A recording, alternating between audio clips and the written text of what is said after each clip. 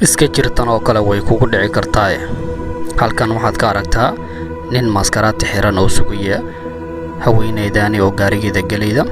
gaarigii mar allaale markii daaqadii xiran rabta ayuu u dhigay, ka bacdi gaarigeeda ayay gashay, isna daaqadii ayuu gadaal ka soo galay oo wuxuu fadhiyaa kursiga dambe ee iyada ku aadan.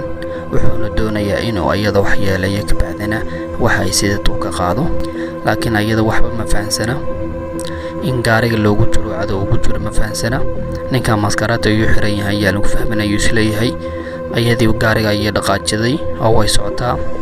ninkan waxbuu isku xiranayaa, burus buu wataa, wuxuu doonayaa inuu iyada madaxa jabiyo.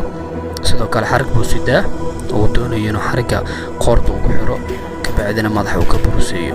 sidaasna waxay sidatay gaariga la wareego, bal si fiican u daawo waxa dhici doona. iyadoo hooshayda iyo gaarigeeda ay iska wadataa, ilaa hadda waxay fahansantaa ma laha, laakiin wax yar oo dareenaa baa ku jira inay wax qaldan yihiin. markay wax qaldan yihiin adiga baa shakado culays baa dareemay, iyada culayskaas oo kale bay dareemay hadartaan inay wax qaldan yihiin way dareensan tahay, laakiin si dhab ah uma hurto. ninka mar walba iyada ay fursad ku raadinaya oo hal mar xariga qoorta ku soo jiido, iyadana gaarigeeda ay iska wadataa.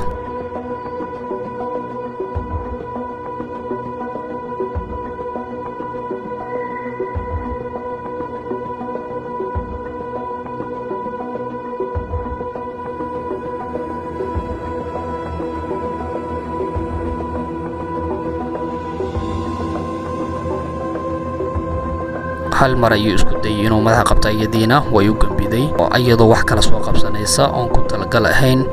ninkii nasiib xumo ayuu ku noqotay inuu la waayo, laakiin marar kale ayaa ka badan ayuu leeyahay oo mar kale ayaan la helayaa. mar kale ayuu isku diyaarinayaa inuu haddana xariga qoorta ugu xiro. markii hore way ka fakatay, laakiin markaan wuxuu leeyahay ka fakamayso, waa inaan xariga qoorta ugu xiraa. wax ka fuliysane mar walba uu cabsanayaa, iyadoo labadooda kaliya gaariga ku yihiin ayuu iska ilaalinayaa.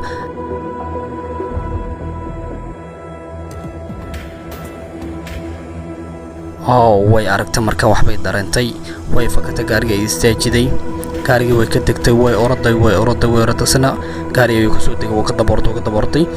waxay gargaraacayso rabtaa inay gasho wiishkan.